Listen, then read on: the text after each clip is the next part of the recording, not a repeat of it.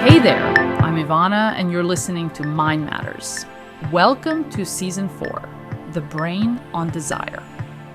This season, I am digging into the cognitive forces fueling our cravings, from the way we love to the luxuries we chase.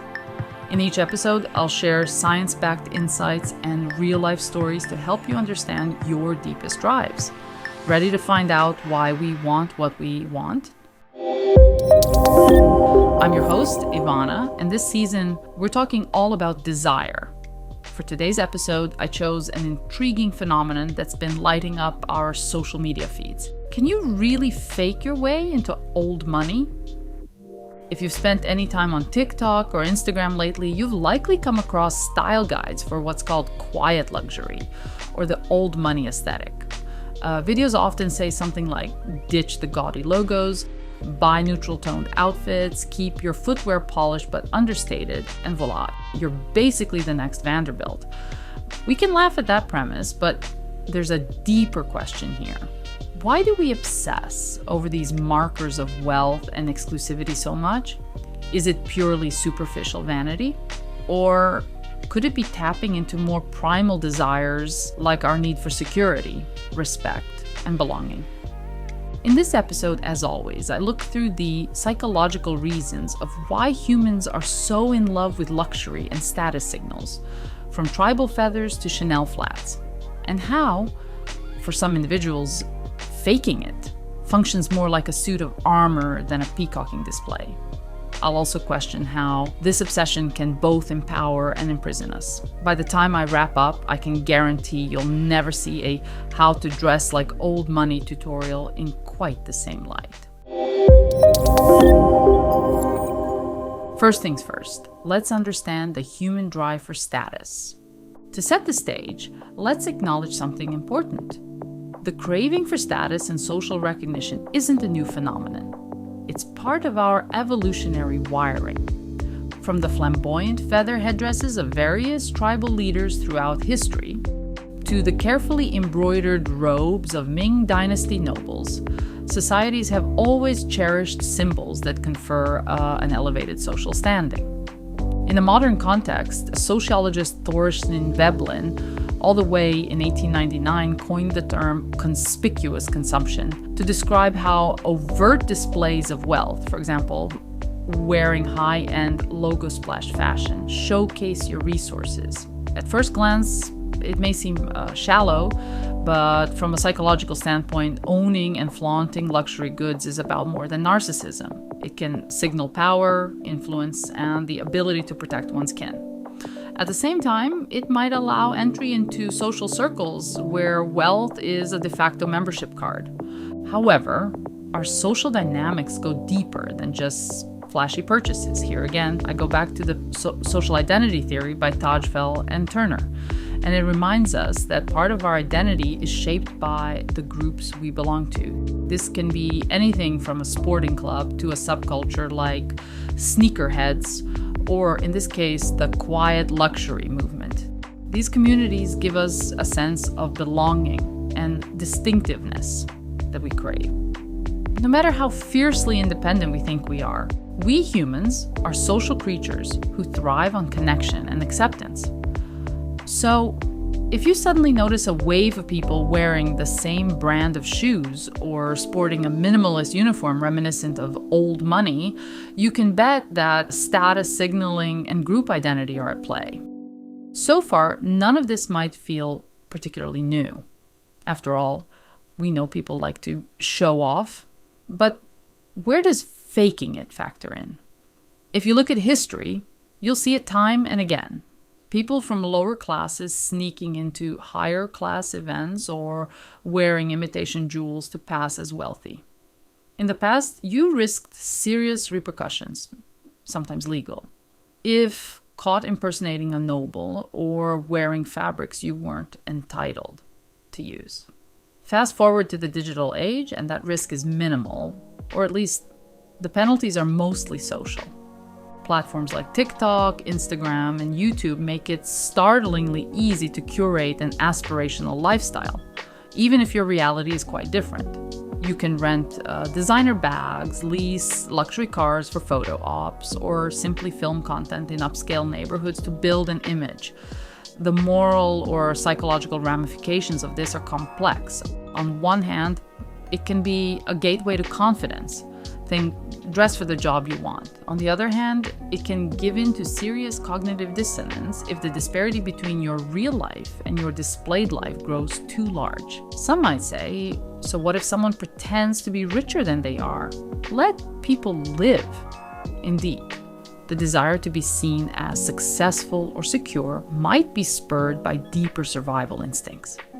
If you're anxious about how the world perceives you, worried about not being respected or included, a few well-chosen status signals, be they designer handbags or beige color palettes, can serve as psychological armor. But is the armor worth the debt, financial or emotional, that often comes along with it? Let's head into the next segment, where I break down 3 real-life social media examples showing exactly how this fake-it-till-you-belong mentality plays out in the digital realm. Imagine this. You're scrolling through TikTok and stumble upon a short video featuring a minimalist wardrobe, crisp white shirts, neutral-toned trousers, and loafers with no visible logos. The caption reads, "How to dress like you come from old money." The background music is a soft jazz number, setting the tone for understated elegance. On screen, text floats by with pointers like, "Neutral palettes exude understated wealth and opt for quality fabrics. Avoid flashy branding." Enter a TikTok influencer, let's call her Understated Elegance, with around 600,000 followers. Her entire feed revolves around the stealth wealth vibe. In the early days of her channel, she openly mentioned having grown up in a middle-class household. No generational wealth there. But the carefully curated aesthetic of her feed suggests otherwise. A classic watch, a perfectly tailored blazer, a well-lit entryway that could pass for the foyer of a country estate. She once posted a video dissecting a single outfit. "You'd never guess my skirt cost only $12 at the thrift store," she said. "But it looks designer because of the color palette and the tailoring." Why does this example matter? It's a front row seat to how someone can intentionally craft an aura of affluence on a budget. The influencer shares tips like avoid giant logos, money talks, wealth whispers, which she borrowed from viral memes about old money. Her content sparks 2 distinct reactions in the comments. Applause for her resourcefulness, with followers praising her for making expensive taste accessible. Criticism from those who see it as a form of class aspiration or a fake-it-till-you-make-it performance that could mislead younger viewers into chasing a facade. Some fans say the quiet luxury approach actually helps them save money because they're buying fewer, better quality pieces. Others, however, argue that it perpetuates the idea that one must appear wealthy to be worthy of respect. Ultimately, Understated Elegance exemplifies the notion that much of what we see online is, in some sense, a performance. Whether it's empowerment or deception is a question that resonates differently depending on who's watching. Have you ever heard of the coastal grandmother aesthetic? If you thought quiet luxury was niche, let's talk about the coastal grandmother trend, another social media phenomenon that soared on TikTok. Think breezy linen pants, wide-brimmed straw hats, an airy white button-down, and a pastel sweater draped loosely over the shoulders. The vibe evokes lazy afternoons on a porch overlooking the sea, glass of wine in hand, fresh flowers, a rustic wooden table. It's all about a tranquil, upper-class seaside existence, something you'd see in a Nancy Meyers film. One influencer at Coastal Escape presented herself as living this reality 24/7. Her feed featured her strolling along sandy beaches at sunset, enjoying brunches on a porch with a mesmerizing ocean view. But after a few months of her meteoric rise, her follower count ballooned to over 800,000. Some eagle-eyed viewers noticed inconsistencies in her backdrops. It turned out she was house-sitting or sometimes renting Airbnbs, just to film a series of coastal grandmother videos.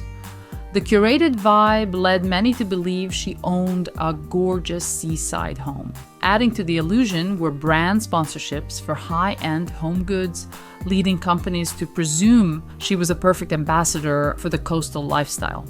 When it all came to light, someone found a listing of the home she was filming in. She faced a wave of backlash, being labeled a fraud. In a tearful apology video, At Coastal Escape admitted she didn't initially intend to deceive anyone, but saw how well the aesthetic was performing and decided to lean into it. She found herself in a spiral. Each viral video demanded more authenticity, more stunning scenery, more luxurious touches. Caught in the avalanche of likes, comments, and brand deals, she felt compelled to maintain the illusion. As she put it, "I didn't want to lose the momentum I'd built, but I also felt like a fraud every time I clicked upload." This example is powerful because it shows the immense pressure on content creators to remain consistent with their chosen persona. The lines between aspiration, inspiration, and deception can blur so easily. For followers who pinned their dreams on her content, it was disillusioning. Yet, for the influencer, it was a lesson in how quickly one can become trapped in the fake it till you belong vortex. Finally, let's consider the content creator known as RichMindset, a self-proclaimed 28-year-old millionaire and business guru. On Instagram and TikTok, he posts motivational snippets. You can achieve anything you set your mind to. Each video is set against a backdrop of luxury cars, penthouse apartments, or flights on private jets. He often claims his net worth soared thanks to smart investing, and that anyone can replicate his journey by purchasing his pricey ebook or joining his online mentorship program. However, some investigative viewers discovered that RichMindset doesn't actually own most of what he flaunts. Records show the flashy cars are rented, the penthouse is often a short-term Airbnb, and the private jet photos are from a pay-per-hour flight service, one that influencers frequently use just for pictures. Confronted on a smaller podcast interview, RichMindset candidly explained, "I'm manifesting my future life by fully immersing myself in it. If you see yourself in that environment every day, eventually you will live it. It's the law of attraction." This approach is the textbook definition of fake it till you make it. And for some, that can be motivating. He does have followers who say his videos push them to work harder or aim higher.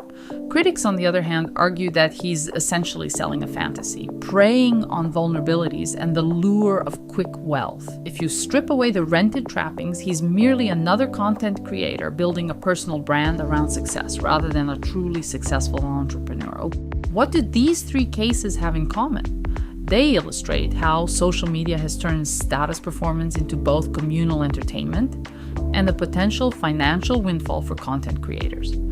They also highlight the emotional toll, the constant fear of exposure, the need to keep upping one's game, and the potential for eroded trust among followers. Let's talk the psychological theories behind faking it and luxury. Now that we've seen how fake it till you belong unfolds in real life, let's discuss the psychological theories that explain our fascination with luxury, status, and aspirational identities. First up is the conspicuous consumption and symbolic self-completion. We've already name-dropped Veblen and his idea of conspicuous consumption, spending on visible luxuries to broadcast wealth. But let's add another piece to the puzzle, symbolic self-completion theory by Wicklund and Gollwitzer. It suggests that people who feel a gap in their self-concept, like an unfulfilled goal or a lack of confidence in a certain domain, often look for external symbols to fill that void. Buying or displaying luxury items can act as a short-term patch for self-esteem, allowing us to feel whole or accomplished, at least temporarily. Take a coastal escape from our examples. She might have yearned for the tranquility and status associated with owning a seaside home. Filming in borrowed settings gave her a sense of identity completion, even if it wasn't strictly honest. While it worked for a time, higher follower counts, brand deals, it ultimately crumbled under the weight of reality. Second up is the looking glass self in the digital era. Charles Horton Cooley, all the way back in 1902, introduced the concept of the looking glass self, explaining that our self-concept is largely shaped by how we think others perceive us. On social media, that mirror is now an endless feed of likes, comments, and shares.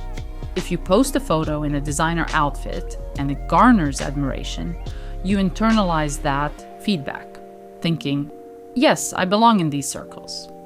Conversely, if the feedback is negative, accusations of being fake or try hard, it can chip away at your self-esteem. Thus, the digital age's twist on the looking glass self intensifies our desire to craft an appealing self-image. The real-time data of engagement metrics can become addictive, pushing creators and regular users to double down on whatever content or persona yields those fleeting dopamine hits. Then we got the social comparison theory and FOMO. Remember those? Leon Festinger's social comparison theory points out that humans evaluate themselves by comparing their attributes to those of others. Online, we're flooded with images of luxurious lifestyles that might be completely unattainable for the average person. Yet, the more we see them, the more we feel a gap. Why isn't my life as glamorous? This can create a fear of missing out, aka FOMO, pushing some to adopt the appearances of wealth or success to bridge that gap. The fake it till you belong strategy can feel like a shortcut to leveling the playing field in social comparison. Increasingly, this phenomenon intersects with unrealistic beauty standards, leading to what some term Snapchat dysmorphia. Individuals begin to crave the filtered, perfected versions of themselves displayed on their screens, and may even seek cosmetic changes to achieve these unattainable ideals. The assumption that digital enhancements can or should be replicated in real life can be deeply harmful, fueling body dysmorphia and eroding self-esteem. And finally, I should mention the cognitive dissonance and the justifications for deception. When our actions clash with our true beliefs or realities, we experience cognitive dissonance. If you value honesty, but you're portraying a life of luxury you can't afford, that mismatch creates discomfort.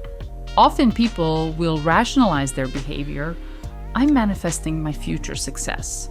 I'm inspiring others to dream big, or everyone does it. These justifications help reduce the dissonance and keep the facade going longer than it otherwise might. I have explored how faking it manifests and the theories that explain it. I'd like to turn to the emotional toll. Both the positives, yes, there are some, and the negatives. Confidence and opportunity. One reason the fake it till you make it mantra persists is that it can genuinely boost confidence. According to Bandura's concept of self-efficacy, believing you can perform a task often enhances your actual ability to do it. Dressing the part for a job interview can signal to others and yourself that you're capable and competent. Many success stories start with someone stepping beyond their comfort zone, adopting the mannerisms or style of who they want to be, and eventually becoming that person. Moreover, social doors sometimes open more readily when you appear affluent or influential. A well-tailored suit or designer purse can, grant entry into certain spaces or circles otherwise closed off. That might seem superficial, but it's a social reality that some leverage effectively to forge real business connections or new friendships. However, for every rags to riches faking it success story, there are many failed ones. Maxed out credit cards, crippling anxiety, and a constant fear of being exposed are just some of the pitfalls. The influencer who builds a brand around a lavish lifestyle might feel pressure to maintain that image indefinitely, even if their real finances or personal values can't sustain it. Constantly living a double life can erode self-esteem over time. leading to what some psychologists call imposter syndrome, feeling like a fraud in one's own skin. In fact, financial overextension is becoming increasingly common, especially among women trying to replicate influencer lifestyles.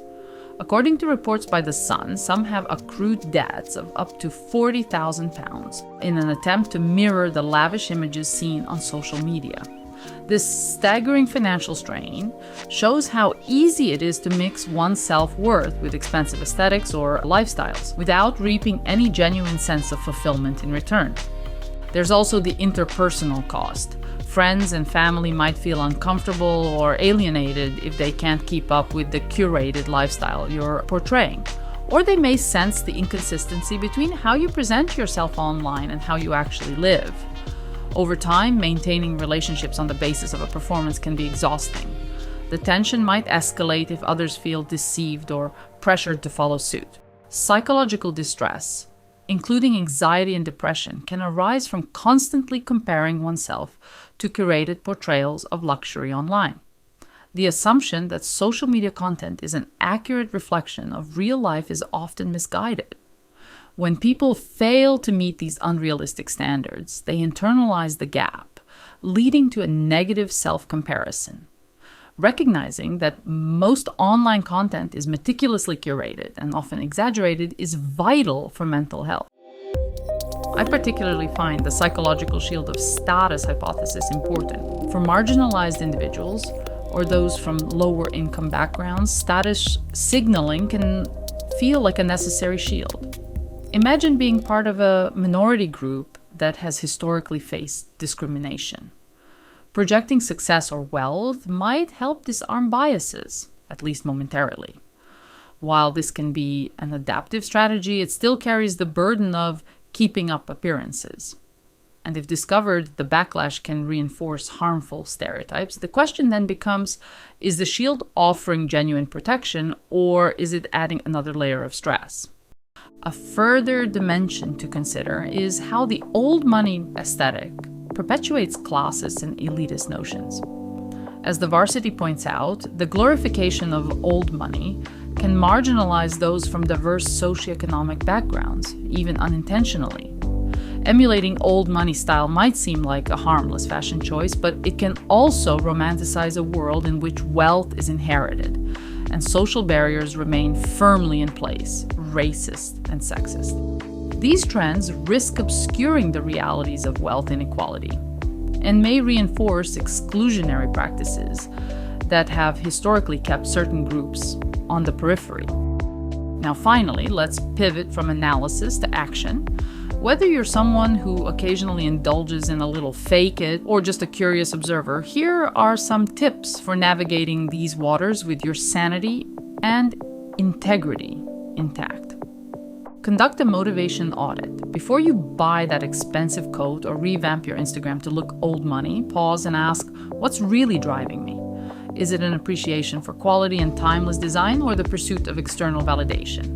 Neither answer is inherently wrong, but knowing your motivation can prevent post-purchase regret and emotional dissonance.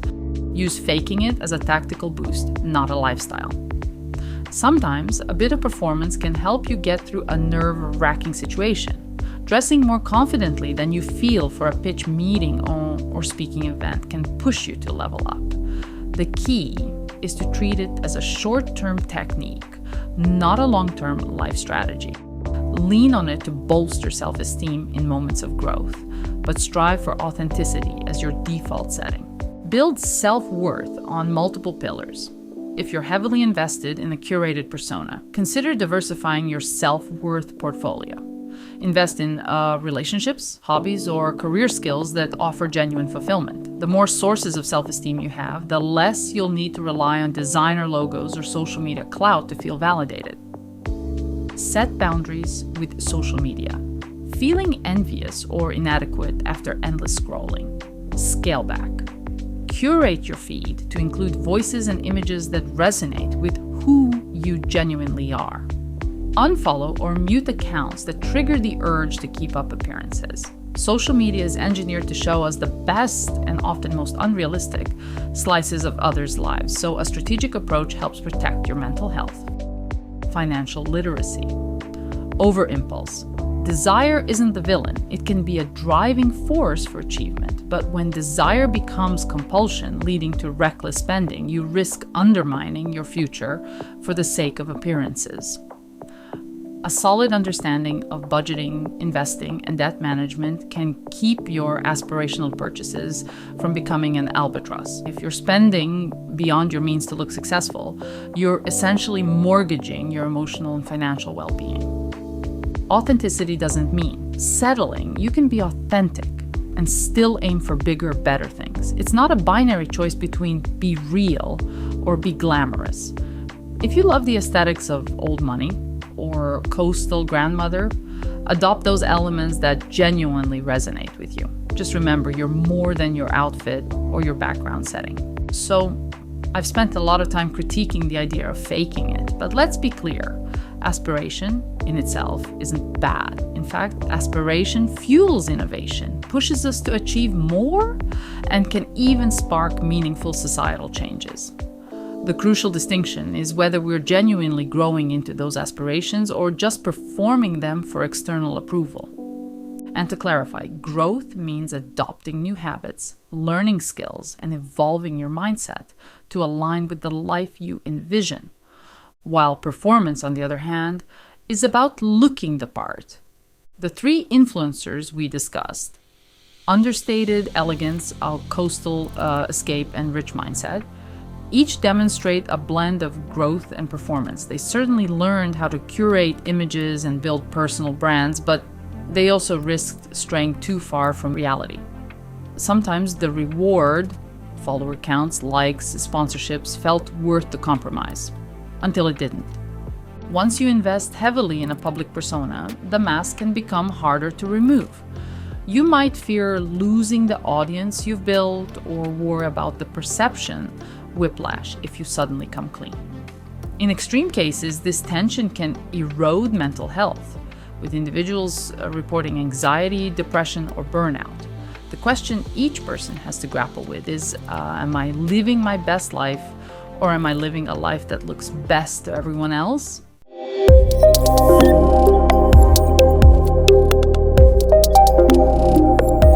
And now, can you ever make it by faking it? Some would argue yes.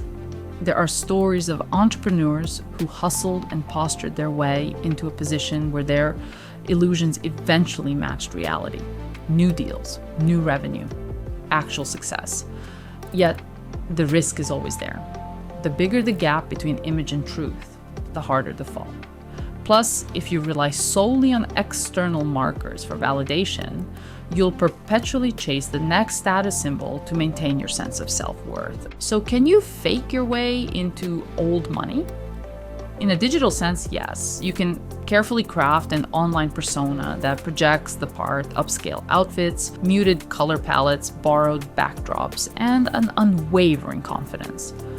But the real question is whether you're at peace with the potential emotional and financial cost of maintaining that illusion. And more importantly, do you risk losing yourself in the process? Desire itself isn't the enemy. It can drive personal growth, ambition, and positive change. The key is to recognize when that desire starts turning into a performance that overshadows your actual life or values. If you're dressing up for fun, for empowerment, or as a short-term confidence boost, that's one thing. If you're perpetually chasing validation or living in fear of being found out, it might be time to reassess how far you're willing to go to keep up appearances. I hope today's conversation gives you food for thought the next time you see a how to dress like old money tutorial or watch an influencer's life that seems just out of reach. Is it authentic growth you're witnessing, or a carefully staged production? If you found value in this episode, please consider sharing it with a friend or leaving a review. It helps us connect with more curious minds. And as always, if you have a personal story or question, send it my way. I'd love to incorporate your insights into a future episode of Mind Matters. Until next time, this is Ivana, reminding you that real confidence and true belonging don't always come with a designer label. Stay curious, stay you, and I'll catch you on the next episode. I will link all the studies and references in the show's description. If you found this discussion insightful, please consider sharing it with friends, family, or colleagues.